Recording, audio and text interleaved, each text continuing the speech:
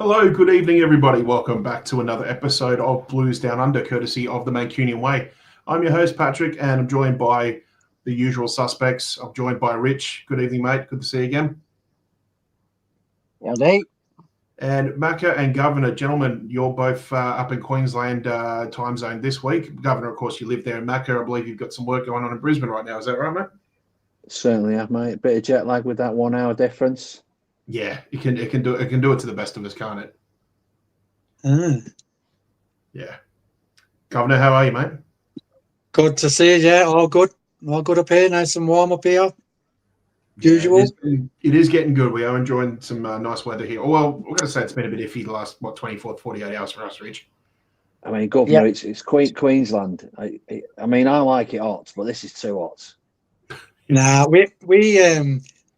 they say we've got a dome in Harvey Bay. The weather goes round us because we get protected by Fraser Island. So I'm sweating. I can't lie. You have got it pretty good up there, and that's on a year-round basis as well, mate. Yeah. Just a quick couple of things.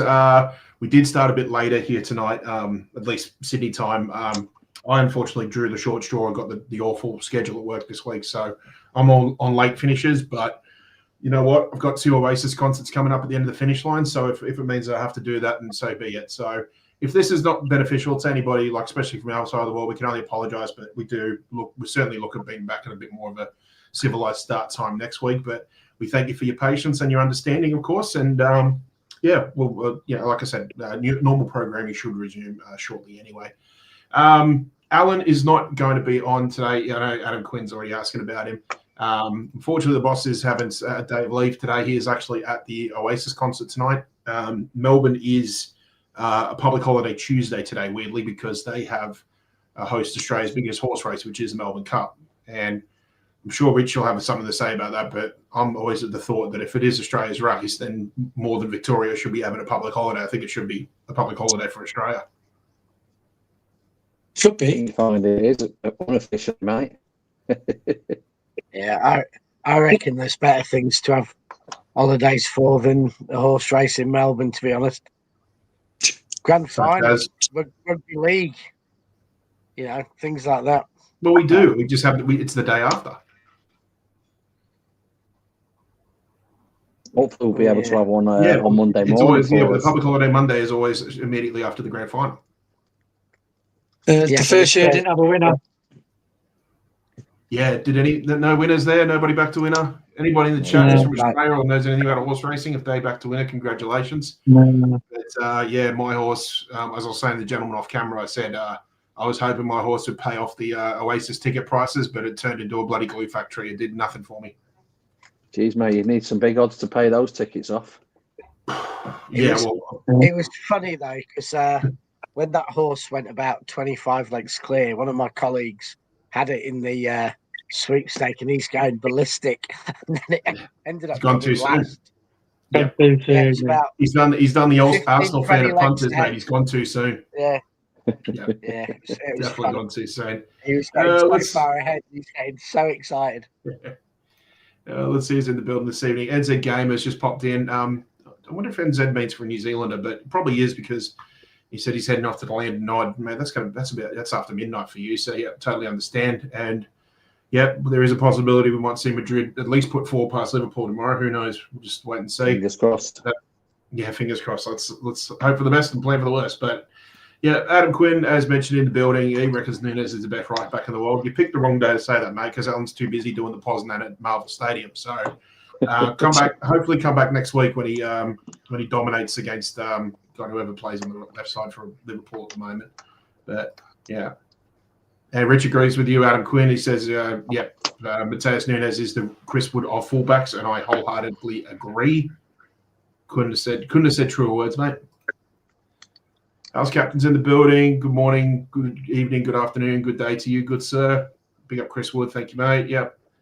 Adam Quinn as well. Yep. Kathy's in the building. Good to see you as always. Martin's asking, are you drinking chocolate milk? He's asking if the Vinto kid is drinking chocolate milk. I am tonight. Not hot Vimto. Hot chocolate, cold chocolate. I just got a message from Martin. Yeah. No on-field chat tonight, only off-field. So I think we're going to be talking about the fashion of the players off the park. So he wants a fashion discussion about which of the players have the nicest clothes off the field. No mention. Well, until we sign like Jules Koundé, who made more headlines off the pitch than he does on the pitch because of his dress sense, then no, I don't think that's going to happen. Yeah, I mean, do you like the more casual kind of scruffy look that, Gvardiol brings, or Haaland, or do you like the more, Mate, I can't see a problem with Bernardo Silva's geography teacher look. The Doku look. Yeah. I mean, that's what his teammates call him, don't they? Reckon he looks like a geography teacher? Oh, he'll be on in a second. He's not going, no, the APM show tonight, you tit. Yeah, exactly. Yeah, he'll be on before. Yeah, so quick, what's the topic? No, hang on. We've got to say Nico G gender 3 times and he'll jump on. Yeah.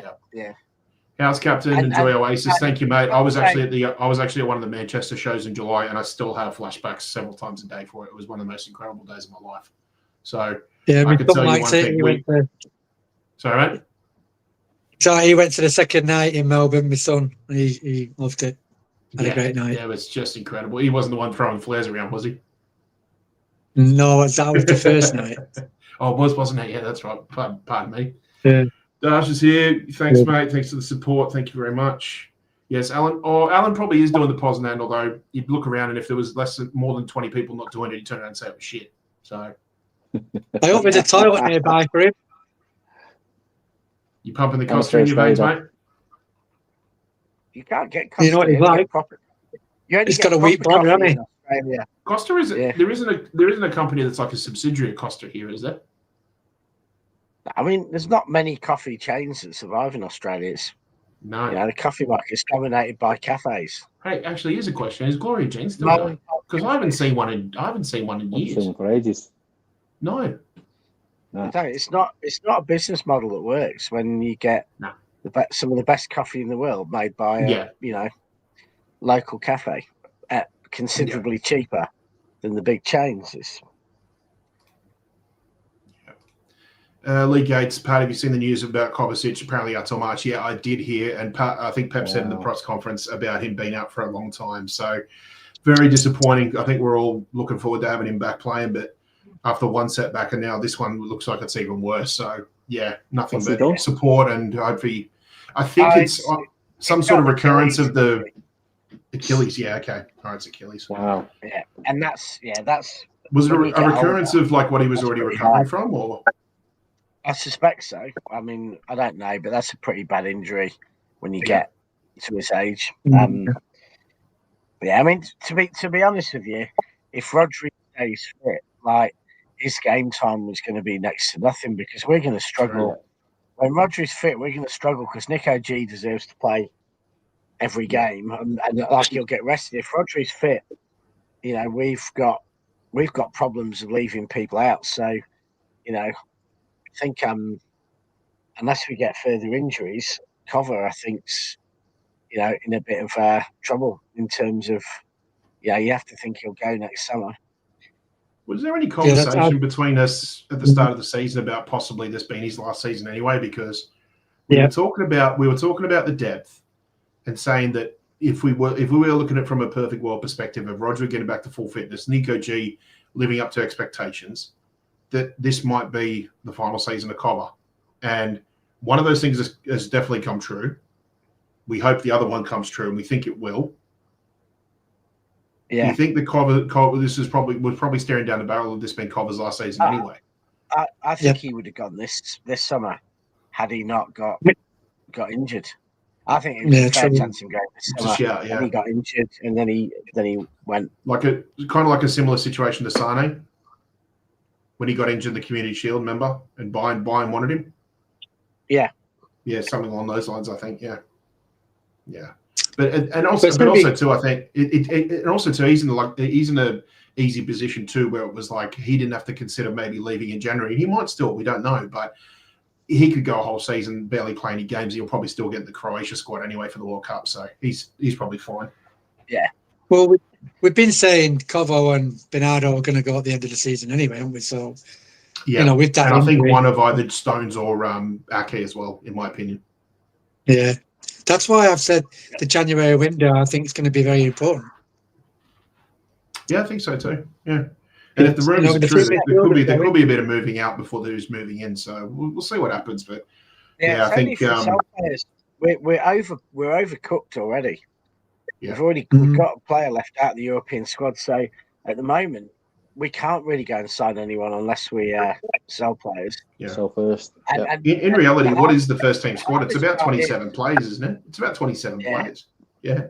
And the hard thing is we're going to lose about 5 homegrown players next summer.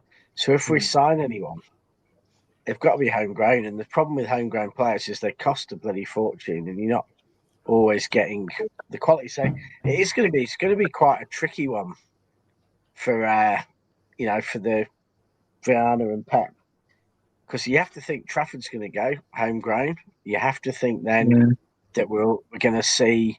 If Ake and Stones go homegrown, Grealish goes homegrown, Phillips goes homegrown. I mean, we're just basically going to take out the 8 homegrown players and maybe replace a couple of them with players who turn 21. So there might be a couple of those players who become that. But it's going to be a bit tricky because you think the actual foreign, the foreign squad places will probably go to a couple of our loan players coming back. So I don't know. We need to really think. The big question too as well was Kuzanov and there was somebody else who I think was going to be turning 23 as well too, which is going to be a big factor on that English quota for Europe as well. Yeah.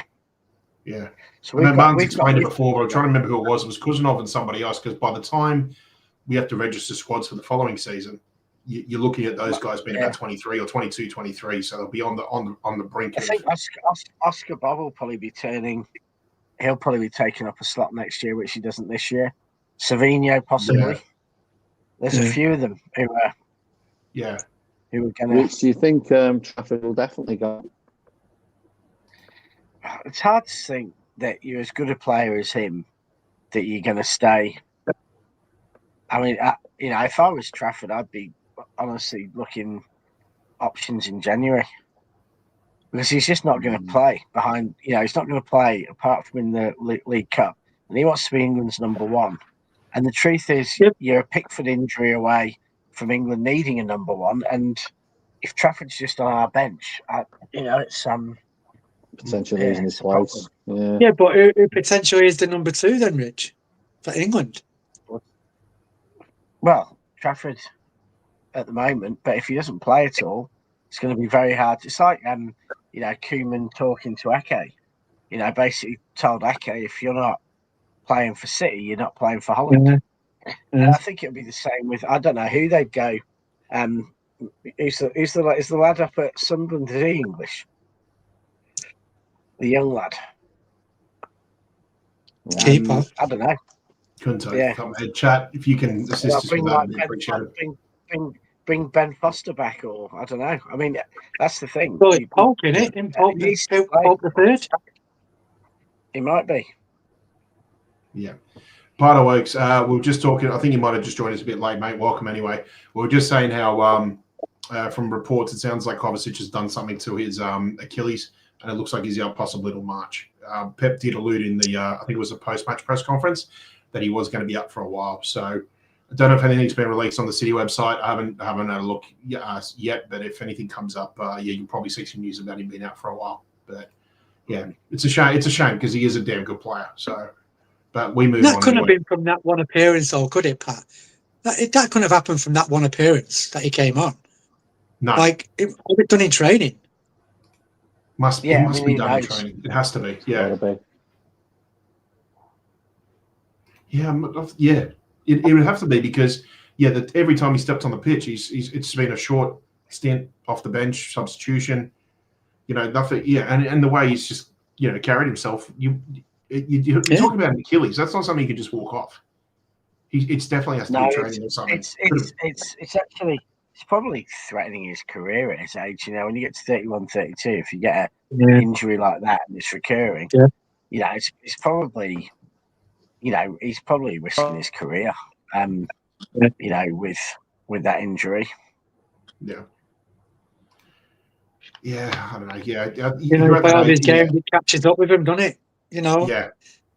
And Rodri does have a point in the end, I reckon, but Yeah. Do you think the same? Would you look at what Kovacic is dealing now with his injury at his age in a similar way to what happened with KDB just a week or two ago in Napoli? Will you really start questioning now if he actually has any sort of longevity on his career? I don't know. If it is his Achilles, but Achilles is normally a bit more like De Bruyne. I think just he never fully got himself back. I'm a bit worried at times. I think we did what Liverpool did with a lot of their players like Torres, Owen, Fowler. I think we played KDB when we probably shouldn't have done. I think he probably played with needles. I think he probably played when he wasn't fully fit, and I think that that's cut his career a bit short.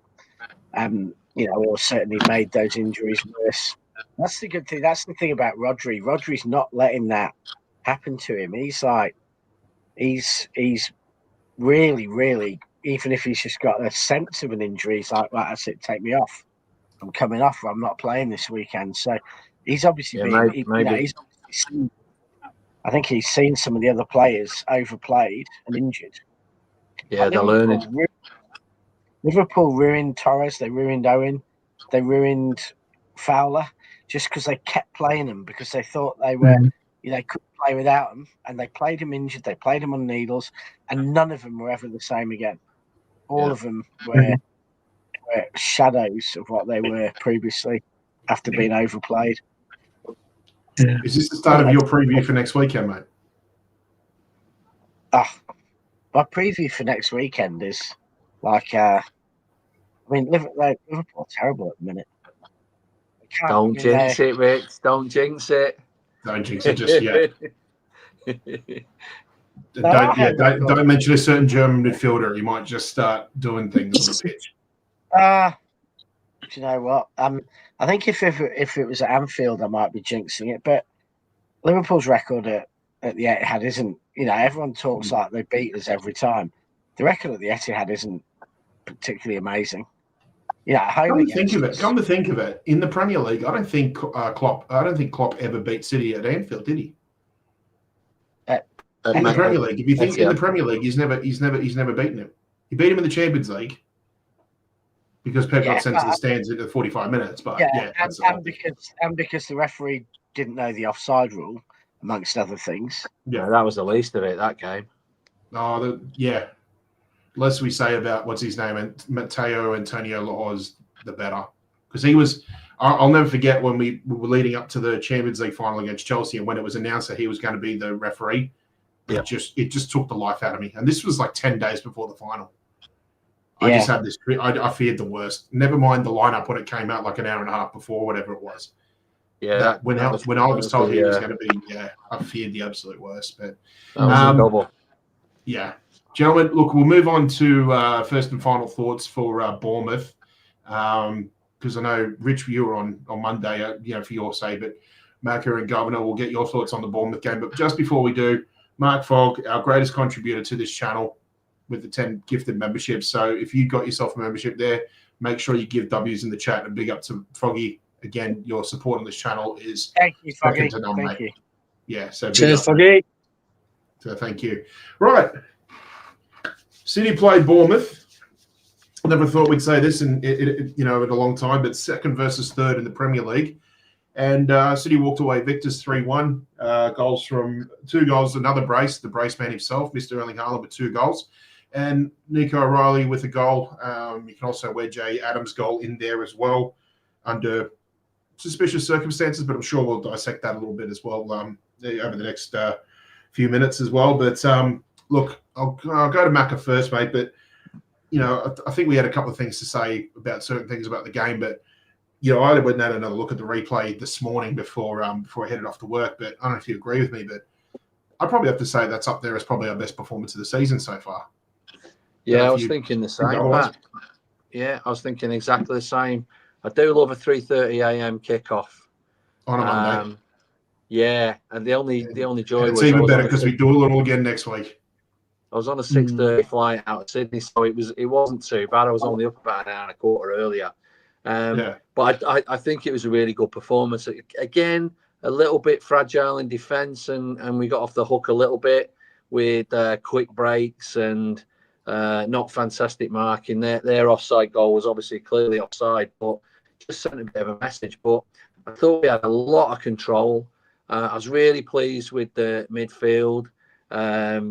Nico and Cherky, I just thought they worked well together. And, the feeding in for Haaland was superb. I was really pleased to see O'Reilly a goal, deserving of the performances he's been putting in recently.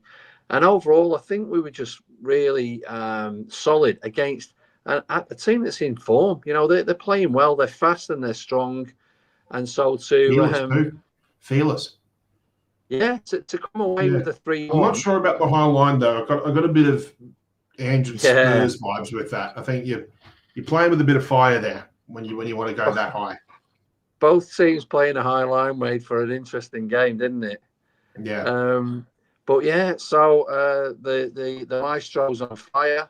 I thought he'd been disappointing again not to get a hat trick, but he comes off with 2 goals. He's okay. He's happy. The fact that we've got City fans in the team scoring goals makes me happy. And Anthony Taylor did his usual performance. I just think he's a shower and never blame the refs too much, but he's an absolute disgrace and has been for a long time. Yeah. So there wasn't too much to complain about. Altrincham can keep up with him, to be honest. How they let Reds referee against us is not right. It's terrible. It's just not right. No, the Scouts just don't like him refereeing them, and we don't like him refereeing us, and they consistently give him to us. And he shows his colours. When it's a close game, we get nothing, and then once it's gone to a foregone conclusion, suddenly we start getting some of the decisions. So it's all balanced. I'm not a great conspiracy theorist, but it's definitely in on the conspiracy. Yeah, it's not the first time that we've had to deal with Anthony Taylor like this, and it won't be the last either. I was impressed with that Bournemouth side. I mean, they haven't got any names at all, and there's no big names in that team. There's only Semenyo, and they worked so hard. The only mistakes they made was that high line. one I was impressed with is that Jimenez, who was he had Doku in the pocket before he got injured. And then he went off. But he was really good. But other than that, something interesting you said, Governor, too, because Jimenez did a good job against Doku, but I also like too that Doku was sort of forcing, like he was moving into the middle of the pitch a bit earlier, like as if he was trying to be a more advanced sort of inverter, basically. And when he did that, it was just sort of created like just an extra body in midfield for everybody to sort of move around, and just created a different sort of dimension. And there's been times where we've seen Doku do that since we signed him like 2-3 seasons ago. But it's sort of like he's just gone for a bit of a wander, just sort of poke the bear, see what's good, and usually. I think he started doing that because he was getting no goal. Yeah, and I think also the Highline helped that as well too, because if Haaland wasn't being like trying to run onto it, he was an opportunity of trying to run into space and find gaps and look for overlaps as well. And it was just a different sort of I looked at it, just something a little bit different from him, and it worked for the most part, but. He has done it before, and he's played well doing it. Yeah. If he's out wide, he's no good out wide, Doku. He needs to come inside and cause a bit of trouble in there. Yeah. When you're that quick on the spot, like the way when you're that quick off the spot, like off the standing start, flat-footed or anything like that, I think you're just as dangerous in the centre as you are on the wings. And I think if we can keep that three going, the Haaland, Foden and Cherky, get them gelling, that's going to be brilliant. They just feed off each other, them three. Yeah. Pep was definitely playing a narrower game against Bournemouth. He was definitely flooding the midfield, keeping it, stopping them, because they started with three midfielders, and when you have players like Brooks coming into the middle, they had a lot of power there, and it's almost like Pep he's quick, isn't he? Do what most people do at Bournemouth and try and go round them. Pep's like, no, I'm going to go through the middle and play them on the break. When they press up high, I'm going to have Cherky and Foden and ready to pass. I'm going to have Doku and Haaland ready to go in the middle, and that was quite a tactical change from some of the recent games. And when you've got O'Reilly and Nunes who come into midfield as well, you really were playing with two centre backs and a striker, and everyone else was able to converge between defence and attack and really overwhelm Bournemouth. I think that's the plan now, isn't it, to be more direct, you know what I mean, not as tippy-tappy, more direct now, do you know what I mean, quick. Yeah, it's working. But you can only do that when a team plays a high line. I mean, not next week, but in 2 weeks' time or 3 weeks' time after the international break, we'll probably be playing someone else who's going to go 10 at the back, and then we're not going to. Well, it's Newcastle, isn't it? Yeah, it's Newcastle after the international. So. Well, that'll be good, because if Newcastle away, they'll have to go at us a bit. Well, the midfield will have to be strong, won't they? They've got a good midfield. They have, yeah. So we're going to have to work out how to really, be strong in the middle again. I reckon that's the sort of game we might get to see Rodri and Nico G playing together. Hopefully.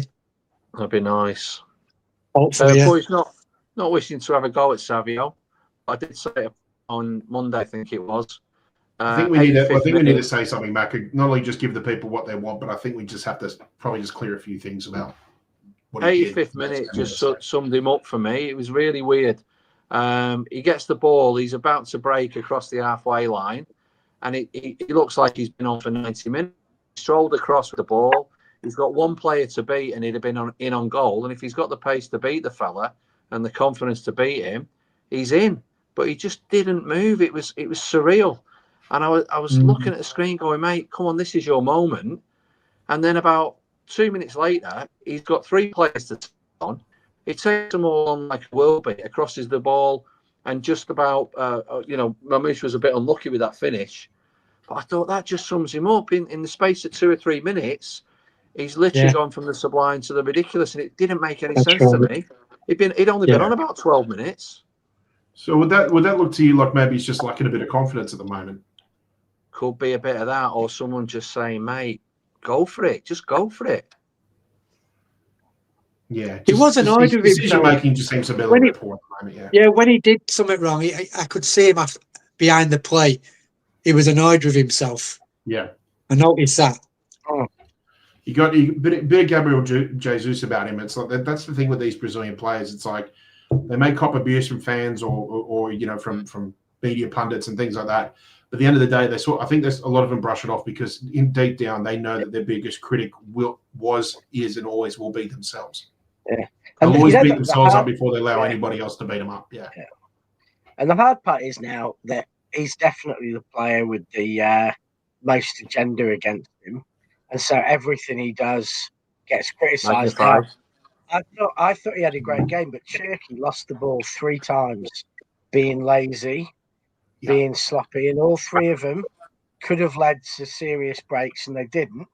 But because but he did chase back, Rich. He did chase back when he lost it. What I mean is, if Savio had done those, he would have been crucified by every fan. He should never play again. Because Turkey's flavour of the month, he gets a complete pass to do it.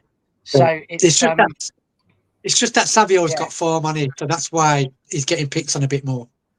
Do you know what I mean? Yeah. Yeah, and I think Savio eventually will figure it out. I think again, he's got age on his side. He's 20 years old. It's like if a 27-year-old was doing this, then I think our responses, our reactions would be justified. But I just think we've got to give the kid time.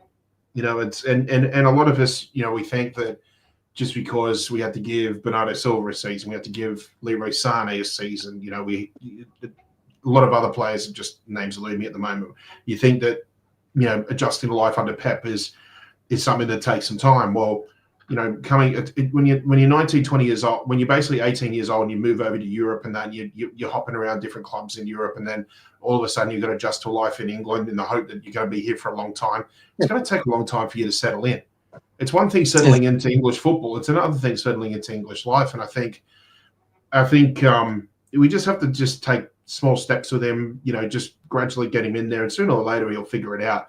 Rich, you made a good point actually on the Monday show post-match is I think the best thing for his confidence right now is to utilize him in Champions League matches, because he does seem to play. He does seem to be a completely different player. He's almost like Jekyll, you know, Jekyll and Mr. Hyde in terms of what he is from Premier League to Champions League. And if that's something that is going to benefit for him and he's going to play good, and you can probably even throw the domestic cups because he hasn't been too bad in them either, then keep doing that until eventually, you know, he's able to make the transition where Premier League is just going to be the same. He's going to play the same, or be the same quality of player as he is in the cups. And I think everyone just forgets just how young he is. You know, I know we had Sané, you know, at that similar age, and Sané was 19. It's interesting I think when we signed him. because I loved Sané as a player, but at the time he was playing, he got slagged by a lot of City fans, not being consistent, not tracking back. Mahrez, you know, half the City fans hated Mahrez, half the City fans hated Sterling, and just slagged them off. I mean, I remember I've always thought Mahrez was an absolutely magic player, and I remember at the Etihad, and he's sitting around, there's people slagging him off all around. It's like, you know, there's something about wingers, because even as a kid, where it's like, you know, Paul Simpson and players like that on the wing, they'd get absolutely slated because it's almost like you expect the winger to do a perfect cross every time. And just because he had to play down the side near the main stand, mate. Is that what it was? Near the main stand, Moaners? Yeah. Oh, exactly. And I reckon that, you know, fullbacks and wingers always have it the worst, because all the players who get slagged off the most since I've watched City have been fullbacks and wingers. I remember when I first went, like, the fans just, so many of them were against Paul Power. Now, to me, he was a City legend. He played games for us, and absolute blue, and he'd get slagged off. Rewarder takes you back down. Rewarder takes you back there. Peter Barnes, Dennis Stewart all got slagged off. Yeah. You know, I think it's I don't know whether it's because they're nearest to the fans, the fullbacks and the wingers, but you know, we've had some pretty bloody awful players through the middle, And let's be honest, goalkeepers probably get slagged off the most, but 50% of the time they were slagging off is actually good, creative, funny humour. Yeah, but when you think about the players really slagged off, there's Power. Then you had Richard Edgehill, who got absolutely. Richard got dogs abused, didn't he? Yeah, you had players like Laurent Charvet, you know, pushed out the club by the mayor. So I don't know. It's always seemed to be a thing that for because the mistakes aren't any more obvious. A striker misses a sitter, he misses a sitter. Goalkeeper lets a goal in their goal. But fullbacks and wingers at City are just like, you know, there we want to have a pop at. Yeah. And Savio, unfortunately, it was Doku last season, and then he started to play well, and now it's Savio. But the only reason Doku started to play well was because he got game time, and he got used to playing the role, and he got experience playing with the players around him, and he got his confidence. So, you know, why is it Savio? You know, same with any winger. If you don't give them game time, you don't give them confidence, you don't get them tactically used to playing it, they're never going to be any good. I mean, the one real positive is he's signed that long-term contract, hasn't he? So, love him or hate him, which some people clearly do, we've got him. So he's got to develop. Yeah. I mean, the penny will drop, won't it? I mean, it's like I've said it before, they can beat people for fun. It's just the end product. Yeah. But once he sorts that out, you know, we've got a great ringer on our hands. Do you know what I mean? Yeah. Look at it this way: we'd rather have it the other way around, where he's not creating anything, and maybe just he poaches a goal because he's in the right place, right time. Sooner or later, your luck runs out when you do that. But you know, at least he's trying to create opportunities. But I just think his decision making is just letting him down at the moment. He's a very talented footballer. You can see his control, his ability to beat a man, his pace. He's a very very talented player, and I'd rather he nurtures that talent into becoming, you know, the truly world-class player he can be. I'd rather he does that at City than we moan about it and he goes off somewhere else. And the next thing he's Brazil's star player playing for Barcelona or Madrid or someone because we've not given him a chance. The last thing I was just going to say was Pep's reaction to Turkey. So overwhelmingly positive about him. And I don't think he's just trying to flannel into, you know, now that he's coming back, just give him confidence. He clearly adores him. He's fearless, isn't he? Yeah. He's a two-footed player as well. And that is, you know, that is such an incredible skill to have. Like, I was watching him and, you know, a couple of the assists with his left foot, but he took the free kick with his right foot. And you're watching him and you're thinking, is he right-footed or left-footed? You know, you really can't tell. Good question, actually. And when you think of all our best players like that, you know, De Bruyne, David Silva, Riyad Mahrez, you can see what foot they are. You know, you can see it. I mean, Mahrez had one of his feet for standing on, didn't he? But it's funny because we're just talking about age for Savio, and now Turkey's 2021 as well. Yeah, it's unreal, isn't it? Remarkable. Yeah, it's remarkable. You know, and also too, it just shows he's got that maverick about it too, because you know, you look at that first goal, the fact that, you know, he got an assist because it was a header from inside his own half, and then he goes off and he starts celebrating with Haaland's still 30 yards away from goal. Yeah. So do you think he'll keep the back four, same back four? That back four, if it ain't broke, don't fix it. I mean, we'll talk about it for a little bit because Mateus Nunes. Are you talking about Liverpool or are you talking about Dortmund? John Stones will play against Dortmund. That's what I was thinking. Yeah, I think Stones is your cup rotation man at the moment. He's going to put Stones in, isn't he? Yeah. He loves Stones, but he got the sense not to try and play him 3 times in a week now. So I think there'll be a few changes. I suspect. I wouldn't be surprised if, you know, it'll be interesting to see whether he plays Nico O'Reilly Wednesday and Sunday. Yeah, definitely.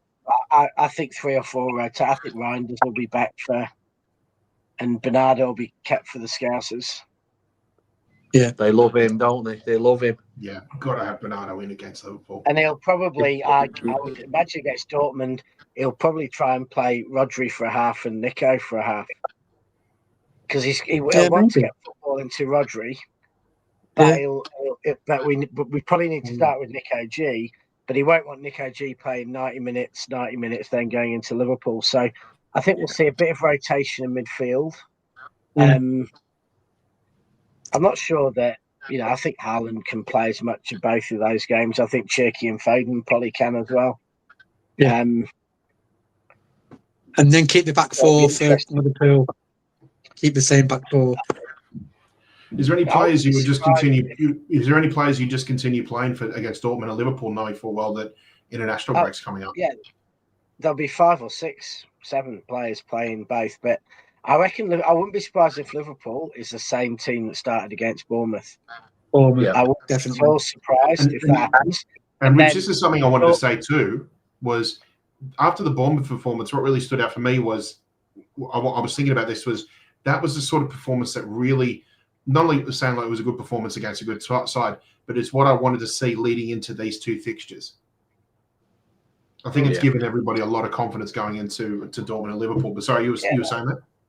And Bournemouth are like a Klopp Liverpool anyway. They're like a poor man's Klopp Liverpool. So Bournemouth, actually, if you can figure out how to play against them, that's going to create Liverpool challenges because it's that high press, that energy and all that. So us playing Bournemouth was probably quite a good warm-up for Liverpool, considering I think you'll find that Liverpool are a poor man's Klopp's Liverpool.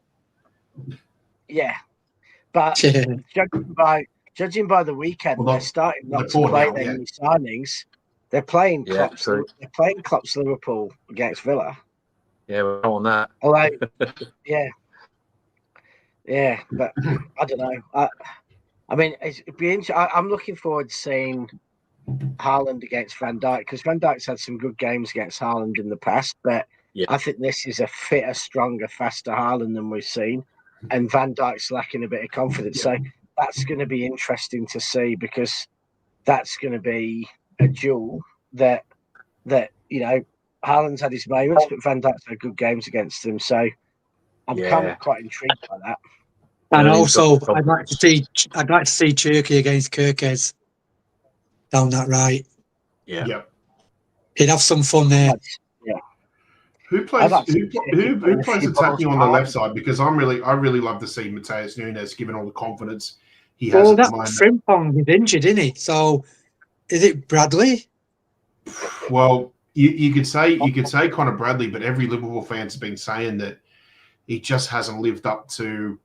Well, I wonder. I was asking a mate of mine at work, who's a Liverpool fan, about Conor Bradley. He thinks that he's trying too much, like he's trying to become like the next Trent overnight. Basically, he's trying to do too much. Frimpong's injured, and that's why they've had Szoboszlai playing at right back for the majority of the games. Yeah. And that's a stupid mistake because he's probably the best player. Yeah. Mind you, he's good in that position as well, though. He does a good job. Yeah. But the centre backs is where we can go. I reckon Robbo will probably play left back against us. Is he fit? I think so. Mate, he's played a few games here and there.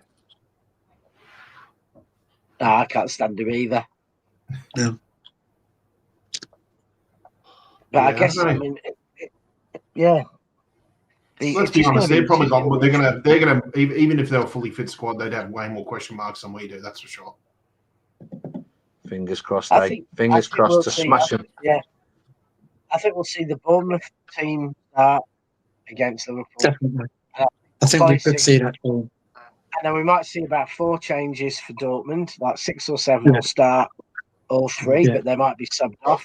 But I think we'll probably see the likes of Stones, Reinders, maybe one of the fullbacks come in, and maybe Rodri for half again against Dortmund. And then Liverpool will be interesting because I want to see Rodri and Nico G together, but I'm not sure that Rodri's going to be fit enough to start against Liverpool. So even if Nico's playing. So do you think it's a situation where you might do like a 60-30 between Rodri and Nico G for Dortmund, maybe? I think In no particular order. I'm not being specific as to who does now or who doesn't. I think Nico G will start, and they'll try and, if we're in the position to do it, they'll try and get him off and get Rodri on. Yeah, definitely. So I've just got to get my dogs in, and we're woofing outside at bloody 10 to 11. Right, okay. And Marmoush in for a bit of game time at the expense of Haaland, maybe for part of the game. He could put, maybe. Yeah, it's possible. It's possible. Yeah, I think we look back at when we played Dortmund in 2022. I mean, I think they're probably a stronger, maybe a stronger lineup, a stronger outfit than what they are this year. I'm not too sure, but they certainly did make it easy for us in that game, and it took some absolute brilliance from Haaland late in the game to get us across the line. But that's what top German teams have always done. They've always made it difficult against us, and if anybody thinks that we're going to put 3 or 4 past Dortmund, it's not going to happen. It's going to be a game where we're going to have to be very, very disciplined. You'll see the changes depending on the score, obviously, won't you? Of course, yeah. Scored terms. I mean, God, if we were 3-0 up or something with 30 minutes to play, you're probably going to see 5 substitutions straight away. That's right. That's in a perfect world. I can't see when I look at every time we play a team like a Dortmund, I can never see it being more than a 2-goal lead or a 2-goal win. It's always going to be 2-1, 3-2 or something like that. And it's just, or even just a cagey 1-0 or something like that. But Dortmund are a good enough side to score goals against the best of Europe. So you've always got to be careful with them anyway. But yeah, I don't know. Let's have a quick look at the. I wonder if we'll see any of our ex-boys playing, because they've got Nemecha, haven't they, and Kuto and a few other. Yeah, they got one of the Nemecha brothers. I can't remember which one. I think it's Felix. Is it Felix? Yeah. Well, no joke. Actually, they're ahead of us in the league table based on goal difference. They're on 7 points. Goal difference of +5. We're on +4. So if we get a win here, that'll cement us even further into the top 8 as well. Just having a quick look at some of their form over recent weeks. Just this past weekend, they did have a 1-0 win away at Augsburg. In the DFB Pokal, the German Cup, they did win on penalties and after extra time against Eintracht Frankfurt, away, by the way. 1-0 win at home to Cologne. And then they had in the last Champions League match, they beat Copenhagen 4-2 away. Which we've seen too. Copenhagen can be a bit of a slippery fixture at the best of times as well. And the last time they had a loss was in mid-October. They played. They lost 2-1 away at Bayern Munich. So, Der Klassiker is going to be tough for them as well. And then before that, there was a 1-1 draw at home against RB Leipzig. So they've held their own. They've held their own against most clubs, to be honest. So, and as we know, they are always a tough outfit to play against. Yeah, guys. Don't forget too. They've also got young Corto as well, who was around City's fringes for years and that. There's a chance he'll play because he's been, from what I've heard, he's been doing good things at Dortmund since we sold him there. Obviously, the big talk. I don't know if it's a bit of flavour of the week talk as well, but if you listen to LB and a few other City channels as well, there's a lot of hype around Schlotterbeck as well. Their defender as well too. He's always been highly regarded as well. I think he's on a free. Sorry? I think he's on a free. He's on a free next summer. Oh, is he on the free? Okay, yeah. I thought he was coming to the end of his contract, and there was talk about a lot of teams in the Premier League trying to sign him up in January. I'm not seeing much of him. Yeah, I haven't seen enough, but there's a lot of people out there that are really sort of hyping him up at the moment. So remains to be seen. From what I've heard, from the minimal scouting that I've been told about, there is a bit of a Matthias de Ligt about him, like good defender, but he isn't exactly the most pacey defender. So just remains to be seen anyway. And of course, don't forget they do have a Bellingham, but it's not the one. It's not the one that is more of a household name. Well, I say that like but Joe Bellingham is there as well, and it is Felix Nemecha. It is Felix Nemecha of the Nemecha twins or brothers that plays at Borussia Dortmund. Other notable, Pascal Gross, who was at Brighton for a long time, I believe. I believe he played over 200 games for them for Brighton as well. Kadi Chukwuemeka is also there, a former Chelsea player. Sabitzer, former Rag. Emre Can, former Liverpool player, is still there, still going after all these years. And in terms of attack, obviously Adeyemi's still there. He's a decent threat. And Fabio Silva, who I believe was spent a few seasons at Wolves too. So they're a strong side. They're always a strong side. And, of course, they bring a fantastic fan base. Dortmund away is always Dortmund away as a City fan is always great. And the Dortmund fans, when they come over to Manchester, are also great as well too. So whatever it is, I think it'll be a great matchup anyway. Yeah. And just important because I think given the fact that they are just ahead of us on goal difference, that if you can get one over a team that's ahead of you at this point of the league stage, you're really cementing yourself in that top 8. And I said, coming out of Villarreal was crucial to get the 3 points. We got them.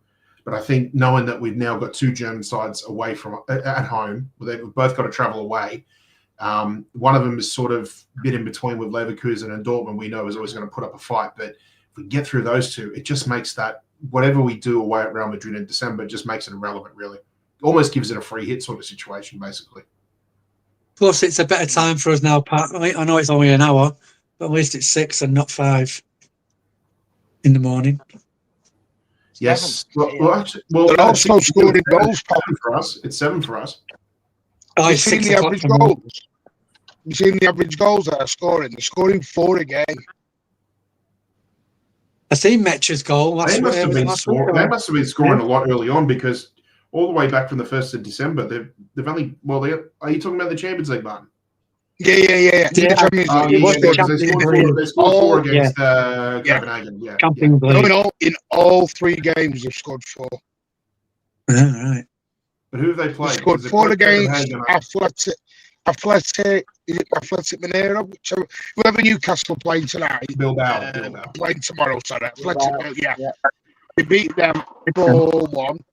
Drew 4 each for Juventus and Copenhagen 4-2. So they've scored 4 in every single game. Wild. Yeah. Wow. Mind you, they've conceded 7 goals in 3 games and they're coming against Sterling. They're basically the German Liverpool. They are the German Liverpool, Rich. They'll score loads, but they'll concede loads.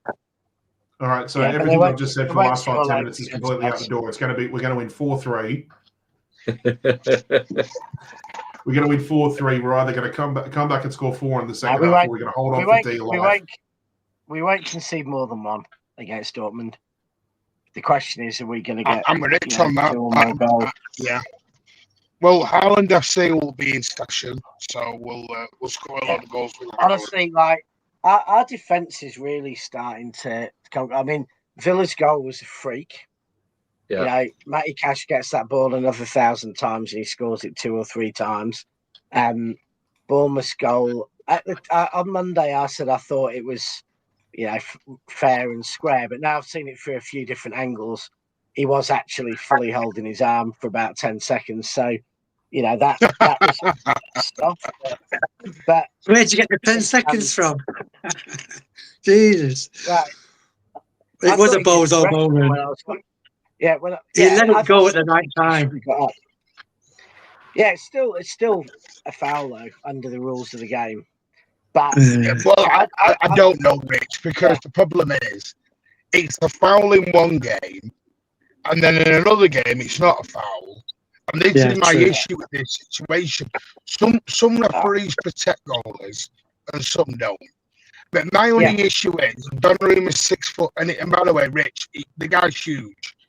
You shouldn't be getting that easily now. No. That's my issue. But it's like if Bournemouth City had been a Champions League game, in the Champions League, that ball off the knee onto the hands. Champions League referees call that as a foul. It's a penalty. Yeah. It's not a penalty. Yeah. There's nothing the player can do. And I was happy we didn't get a penalty. Yeah. That's right. But in the Champions League, that would have been a penalty. Yeah. And it's wrong, but you're right. I think every time we watch a Champions League, whenever they call a foul on one of our players now, you look at it, and most of the game you watch those tackles and you're like, the Premier League referee wouldn't have called that. Just the slightest bump in European football just gets called back. It certainly does. That's right. Yeah. Foggy, again, this is with his membership, not to everyone else's. 28 months. Thank you, mate. The march on to 3 years. God, I've been doing this for nearly 3 years, mate. Like, fantastic. But thank you anyway, mate. And I just Can I just, railroad the show just 1 second? I do totally apologise. Just while we've got 85 people. Yeah, it's quite important, as you all know. But tonight, 8 p.m. Don't forget, this matters. This is important. I know it's getting plugged around every single City channel and everything else, and I know City won't like it. But it matters. We're going to have a very sensible discussion tonight, 8 p.m, with Dante 1894 and Brett from City Matters, and a few fans, just to go through the scenario, what happened on Saturday, why we're doing it, why it's important, because I know many feel it's not important, and I get it, but we've got to, have our say. It's got out onto the BBC. There's a lot of things. There's noise now being made about it. Yeah, so it does matter. It does matter, and fans matter. And all we're asking for is an opportunity to sit down and talk and find out why the communication is so poor. That's what we want to know. So yeah, 8 p.m. tonight, we will go through that. So, and yeah, I know we're joking when we say this, but there will be no off-field stuff. Sorry, on-field stuff. That's what I meant earlier. So we're not going to talk transfers. There's going to be no talk about Dortmund. None of that tonight. Yeah. It's just purely about this. I look forward to it. Yeah, well done, Martin. I think it's not before time. Yeah, absolutely, mate. I agree with you. I think, yeah. No, but anyway, yeah, just glad you brought that up, mate. Appreciate it. And we're looking forward to hearing what everyone has to say as well, because, we may not live over there, but when it happens to your mates and things like that, it affects you just as much as well too anyway. But yeah, no, appreciate it. Got a little bit of news. No training today. Pep's giving him the day off the day before the game. Hey, where's that one? Has he ever done that before? I mean, he's probably done it for matches. He's probably done it for games when we've already wrapped up the Premier League, but not this stage of the season. Yeah, they've got the full day off today to relax and back tomorrow for the game. Yeah. Sorry, Foggy's membership. Sorry, I forgot that. I'm emotional. I mean, this is a dream come true. All these guys deserve. All these guys around here. Shouldn't we get that changed to Nick OG? We should actually, yeah. Well, people are asking for the. No, sorry, Mark. We've just gone after 11 p.m. So we have this.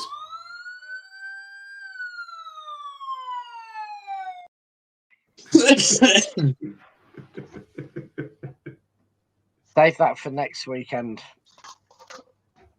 What, regardless of the result? You won't need that, yeah. Rich. You won't need it. It's nice. We'll win 4-0 and you'll still find a way. We'll go a winning rant. I can do a winning rant. Yeah. There is. We have now sold a lot more tickets for tomorrow, which is nice. I mean, it's taken the club having to sell 2 extra tickets per person to get the stadium fullish. So yeah. Do you think that's something that they should do permanently, though, Martin? It's a bad sign with the extension coming up, though, when you've got to beg your season ticket holders to buy 2 additional ones. That tells me not the whole begging thing, but being able to allocate 4. It tells me we don't have enough. This is. I'm trying to be very careful at what I say. I want to word it correctly. It tells you without season ticket holders that stadiums are empty. Have Dortmund filled their allocation? Yeah. They always do. They've got a march planned, which we're going to try, because I'm meeting Tom before the game. Because Tom's coming up for the game, which will be good. So we're going to try and film the march from the city centre to the Etihad, which will be good. Curtis just asked, if they have the day off training, do they do any light training in the morning? Well, I'm wondering if they're going to do something like tonight then. Are they going to go? Have you ever seen that? Because when they go in the stadium, they do a bit of light training in the stadium in the evening. Is he going to do that? I don't know. I'm wondering if that's the plan. And if you're just giving them the daytime off and the back for an hour tonight, I don't know. I reckon Pep's been too fixated on Bournemouth and Liverpool got on to do his tactics for Dortmund. So he's just telling him to go off, so he's got a day to actually think about it and plan the game. So the players can go off, and he'll have him back on Wednesday with his new plan. So now we can pinpoint the exact moment when we knew he started overthinking. He might have left it to Pep too. Yeah, I think that at the moment there's too much football to overthink. I think overthinking happens when he's got 2 weeks to think about a game. At the moment, you're just going from game to game to game to game to game. There is a presser today, isn't there? There is a press conference. I would think so. Yes, well, I think Arteta did the press conference. They play the day before we do, don't they? So I'm assuming Pep's presser will come up probably the next probably by. Hey Martin, have they got an official date for that new stand opening? 2026 is what we were told. So we'll see. Well, start of the season, or I've heard January. Well, see, this is where we don't understand. We'll find out more tonight, because there was rumours it was January, February next year.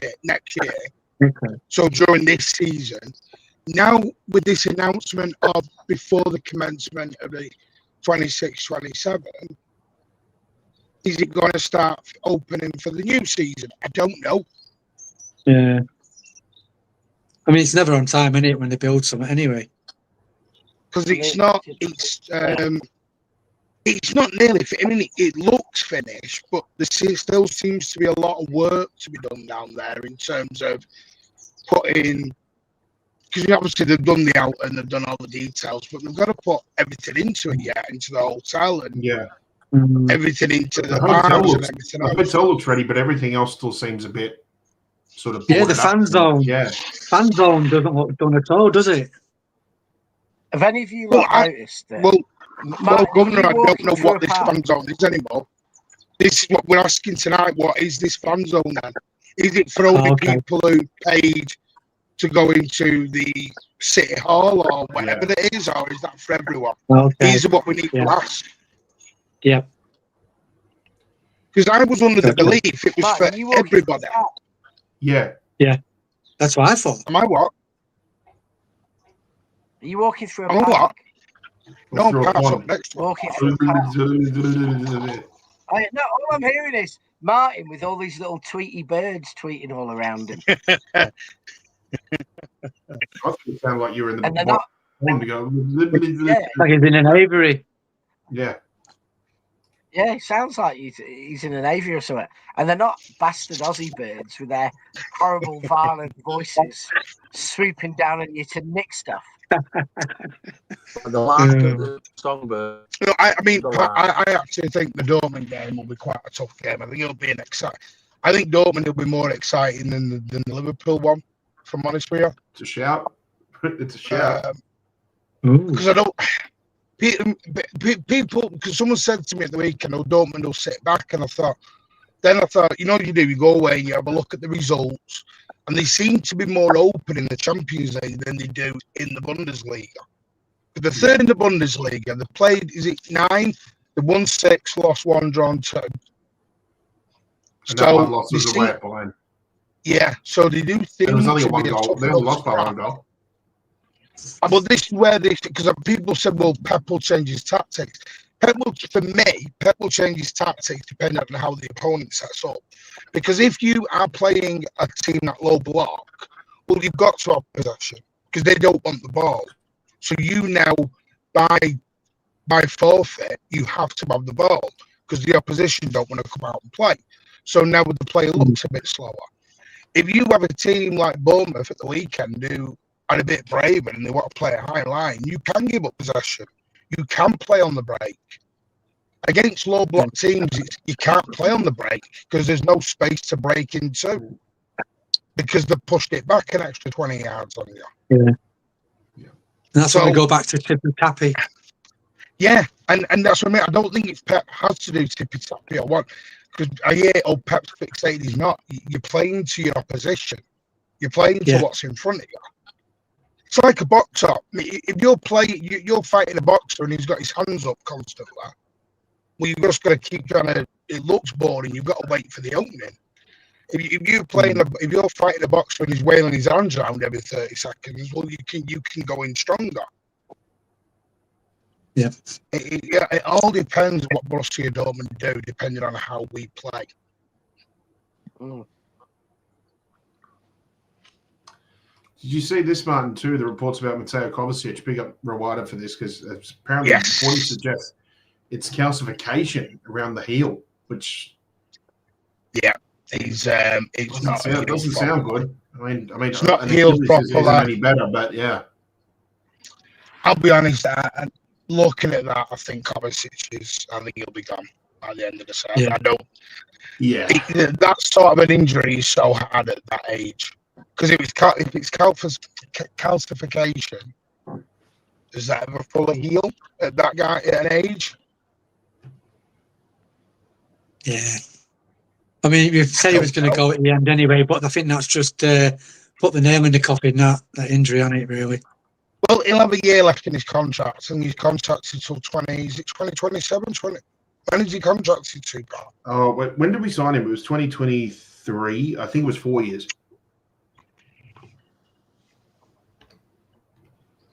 Can't remember when he contracts up.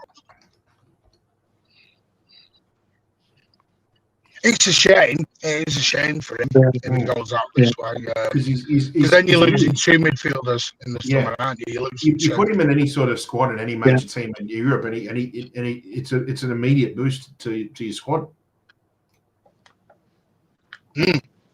Well, I said this on Saturday. You think about it, Saturday. Everyone says we've got this weak squad.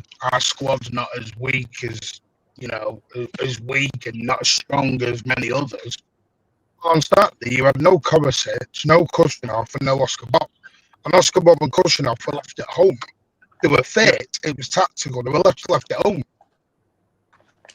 If you're in a position where you're leaving Kushnerov, Oscar Bob, and Kovacic is out injured, and there's no Ortega, by the way, that's 4 players out.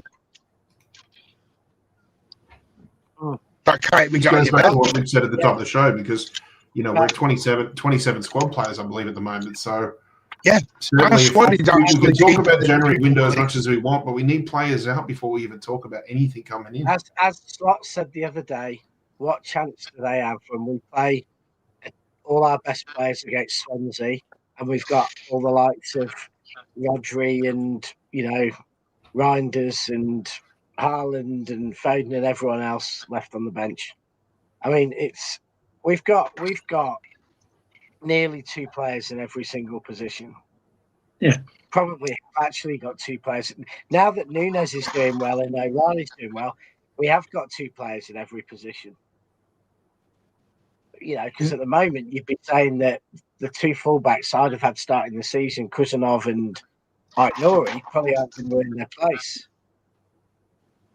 Trafford we thought would start the season, be our goalkeeper. He can't get in the team. Reinders probably wouldn't get picked for the best 11 at the minute. Rodri probably wouldn't get picked in our best 11 at the moment. I mean, it's struggle all the way through. But you see, our bench on Saturday. Our bench on Saturday was probably, we keep saying this, for me, strongest that's been in 3 years. Yeah. You had Mamouche, Rodri. There was Rico, there was Stones, there was Ake, there was Trafford. That bench was unbelievable on Sunday. Unbelievable. Yeah. And people keep telling me our squad's weak. Who the hell's got someone like Omar Mamouche coming off the bench? Who's got Rodri to come off the bench? Just let him keep saying that. You know what I mean? You keep crazy. going every year, under the radar. Just keep going. But this is what I mean. But this is my point. I honestly believe some City fans have bought into the narrative that's been spouted by men. I think because some City fans were so PTSD, unhappy, whatever you want to call it, rightfully so from last season, I think some have bought into the media narrative that we've generally ignored for many years. But because we've ignored it, because we're always on top and things like this, and I put it down to a certain generation that's PTSD, like the likes of us, as we say. we're all, Yeah. we're pretty calm with it all. If you said it's a certain generation. one bad season every 5, I'd sign me up for that for the rest of my life. Absolutely. Yeah, it's a different generation that they've always seen us win. Do you know what I mean? Yeah, I mean, of course. I mean, you went to see Rich on Sunday. He was flapping his gums. He was all over the place when Bournemouth equalised. Rich, he was very happy. And with that, everyone, I think we'll wrap up anyway because look, Rich and I are absolutely knackered. Kicking off. It's a good point though about the difference this season to last is that last season, particularly from October till February, if we conceded, we nearly always conceded again pretty quickly. Even in 23-24, quite a few times we conceded and we conceded again quickly. We aren't really looking like that this season. In general, when we concede, we actually react quite calmly, and we seem to not either get stressed and make the same mistake or try and push for a goal too quickly. We take it calmly. And I don't think we've ever panicked, have we, Rich? We've never panicked, really. No, but we did last season. Last season, like say when finals scored against us, we fell apart. Heads went down. We were all over the show. Body language, you can tell there's body language. Yeah. And the big fella's keeping more shots out as well. The goalkeeper's made a difference for me. Yeah, no, that makes a difference. He definitely brings a vocal presence and calmness and organisation, which Edison didn't. It's not quite as good with his feet, let's put it mildly, but he does bring a. I also think Pep's learning, Rich, because for me on Sunday, and we talked about this in the day, Pep learned from Villa. So you look from a week ago, he saw we were getting done down the flanks. So what did he do? He allowed Nunes and O'Reilly to go, and who was there to cover? Bernardo Silva. Yeah, Bernardo Silva dropping into little pockets. And I've always said this about Bernardo. Bernardo Silva's the kind of player, when he's here, you go, what does he do for us? When he's gone, I promise you, we will be begging for someone like Bernardo Silva to be coming on that bench. And we will. It's one of those things where, like, when a new player comes in to replace an old one, you kind of like, no, just let them go and play the natural game. And sooner or later, they'll become good at whatever it is they do. Bernardo's one of those players when he's gone, it's like, no, where is our Bernardo replacement? Because we want a Bernardo player. Bernardo is every bit as important to what we've achieved as Kevin De Bruyne. Every bit. Yeah. Bernardo Silva won't get the appreciation until he's not here anymore. So when you've got that problem and you don't have that backup, then you go, oh, right, so he was important. And Martin, how often do you hear rival fans say, yes, you hate Bernardo Silva because of the way he gets under rival fans' skin, but deep down all of them would kill to have him in their squad. I'll be honest, and excuse my language here, I know it's midday in the UK, but he's the only shithouse we've got in the whole squad.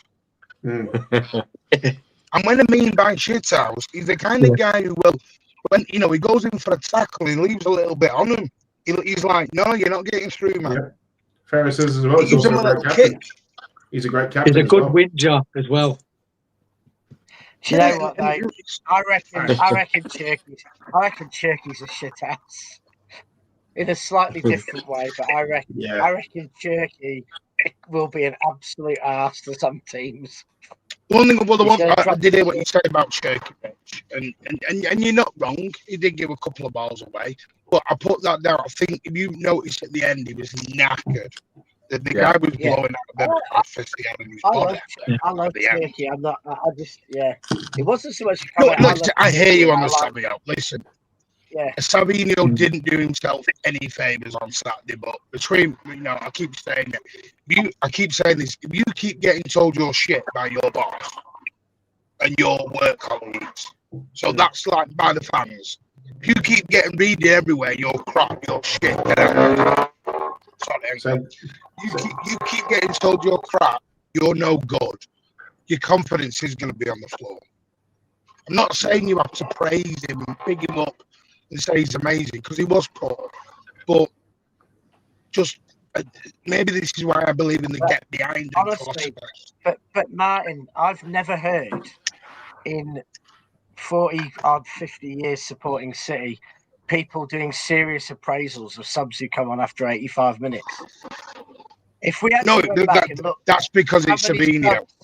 Have been crap. Yeah, that's what I'm saying. It's just an agenda because subs come on and do sweet FA every game of the season, and no one even comments about it because you're 3-1 up. Who cares? You barely even notice. But Savinio does it. Well, I saw that, Rich. Do you know when you're doing player ratings and you go, well, if they've played 6-7 minutes, I'm not really going to give them a score. I don't rate them. And everyone's going 2 out of 10, 1 out of 10. I'm like, you played like 10 minutes. Wow. What are you doing? Look, when the MEN and that does like all their player ratings and that, pretty much anybody who comes in with only 10 minutes to spare, they basically say void of a rating. Yeah. Unless they do something awful, like they concede 2 massive errors that result in, dropping 3 points or 2 points. Then they probably get some sort of rating. If they come in, they just fill a void and keep the ball, help keep the ball, and the scoreline is exactly the same as it was at the end of the game. The scoreline is exactly the same as when it came on. Completely irrelevant. I think Savinio had scored 2 on goals. Some of the scores he was giving, I'm like, what's he done here? Put the ball in his own net. Yeah, Brazilian Richard Dunn. Richard Dunn didn't get ratings like Savinio. And I won't mind. And then they go, I'd have sold him with 70 mil. It's not going in your bank account. You're not getting a profit share of this, No, not at all. Hopefully it'll come good. We all know no offer for 70 million came either. No, but at the end of the day, he was poor when he come on. I'm not going to deny that, but it wasn't great. But like I said, for me, I'm going to judge Savinio. Simon says he created some chances, but I think his decision making was just a bit off. Your average your average Premier League winger doesn't create 2 good chances in the 90 minutes, and Savinio created 2 good chances coming on in the 85th minute playing crap. Now that says something to me about what people need to think about. Because your average Premier League winger, I think there's just a lot of people out there that love to hate him at the moment. Yeah, but why? What is it? Like, what is it about? Like, is it? Does he remind them of Mahrez? So why isn't he doing Mahrez things? Yeah. Like, people haven't got the patience for it. I don't know. That's you know why? Because they think he was the one. A, they think he wanted to go, and 2, some people do believe because of Fabrizio that we didn't get Rodrigo because of it. Yeah, that's a big one too. And I'm not being funny, mate. Has anyone seen Rodrigo at the minute? Yeah. It tells me no one's watching Rodrigo right now because the guy isn't getting goals or assists. Yeah. The only time Rodrigo and Savio went head-to-head in the same division, Savio had better GA than Rodrigo, playing for a much worse team. So, and he was about 4 years younger. So it's like, it's just a bit silly. It's a bit silly. And quite clearly, we wouldn't play Rodrigo where he wants to play anyway. No, Rich, people are entitled to their opinion now. People don't rate him, they don't rate him. Listen, this, Rich, there was many, all of us here, apart from Pat, who was a City fan in 2008. Other than that, I'm waiting for the reply. Not there now. That's just the benefits of selective hearing. No, seriously. Listen, we know there were certain players who got more crap than others. Richard Edger, Keith Curl, Michelle Bond, they all got their fair share of. Stevie Lomas was known as Gil Keith Lads's babysitter by the end of his season. Yeah, I never understood Keith Curl. Keith Curl was a bloody phenomenal footballer. I'm trying to think of the pattern of, since Pep's come in, like, what's the pattern of, like, players each season who probably copped the most abuse? Because there was always one or two. Yeah, it was always just wrong with Sterling. Sterling copped a lot. Yeah, he copped a lot. Generally, our wingers. Yeah, it is generally our wingers. Yeah, it is our wingers. You're right. Sterling, Sane copped a bit in his first 70s. season. Goes back to the Yeah. 70s Rich, with slag Sterling copped wingers it and from day one. fullbacks. Never mind the Liverpool fans, but Sterling copped it from day one. Sane copped it a bit. And then Mahrez's first season for Middlebury's was copping it too. You're right. It's usually any sort of winger or wide forward. Rich is spot on because they're closest to the crowd. That's why they get it. Yeah. What does a goalkeeper cop then? I've said everyone wants to play centre midfield. Earlier. Paul Power used to get it. Paul Power is like for me, he's a City legend, and he used to cop it. You know, Peter Barnes used to cop it. Well, let's hope Dortmund and Liverpool cop it. That's right. Yeah. That's right. Oh, by the way, quick one. You're going to love this on Friday. I've just arranged it now, slotted it in the old agenda. On Friday afternoon, there is going to be a live Liverpool preview. So if anyone wants to jump on. Hussam is coming on, and I'm hoping to get Jamie Phillips on as well. Okay. That'll be a Saturday morning for us. Wait, what time Friday? I've got to speak with Hussam later. I've asked Jamie Phillips and Hussam to come on. Yeah, I think about 60% of this panel will be at I've seen Oasis live. We'll be blooded, mate. Just showing off. Showing off. Well, I mean, it depends what time it is, man. We can try and join from the show, but yeah, you know. It'll be Saturday morning, I think, for us if it's in the afternoon anyway, or later on. Is Rich going away, sis?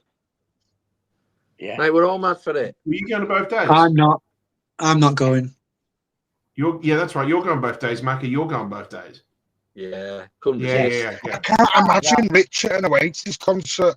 I can imagine Rich getting his notepad out and start doing the cost value of the whole stadium. Analysing the set list. Yeah. Now, How much is this anybody who's wearing one of those, like who's been to the merch shop, be calculating just how much revenue Oasis and Adidas are actually making from because I think, in my opinion, I think Oasis have made as much money from the merch as they have from the tour alone. Mad, mate. Mad. Like ticket sales and all that, yeah. Would not put it past them, honestly. I wonder how much. I wonder how much that busker. Did you see that busker at Southern Cross Station, bottom of the steps? He must have made a fortune. Like half of Marvel Stadium had emptied out at Southern Cross Station. It all just started another concert. Yeah, he must have made a fortune. I would have easily. That's if they threw things in his hat and just kept on singing. The one I love is when you go to MCG and there's been a sporting event on in the evening. There's a guy that goes there dressed as Darth Vader and he plays all these different songs on electric guitar, and he's bloody fantastic. I mean, like he's not like a David Gilmour quality or anything like that. He's still very good with the guitar, but it's just hilarious walking through out of the MCG in the middle of the night. And there's this guy just dressed as Darth Vader, just strumming away, trying to play his own version of like Comfortably Numb by Floyd and that. Yeah. Curtis, let's see what you said. Pat's probably been to more games than Alan. He's been a fan since the 60s. That's probably true, but in Alan's defense, he doesn't work for an airline like I do, mate. So, yeah.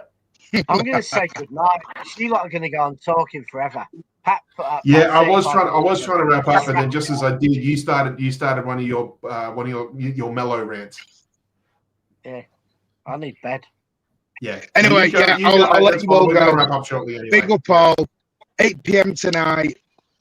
Yeah. Be there. Please share it around everywhere. Really important. Good one. And by the way, one thing I will say before we go, I know there's people in the chat and they'll, well, I'm not a season ticket holder. I don't go, so it doesn't affect me. It will affect you one day. One day it will affect you. So never think it don't affect me now, so it don't bother me. It will affect you one day. Yeah. No. Thunder Road, absolutely not, mate. No. No, I'm one of those people who still have at least 90% battery after the concert. By the way, why does I worry Thunder about hate the getting intro home. so I much? want to get home. Sorry? I've got a genuine question for Thunder Out. Why does the intro music trigger him so much? It does.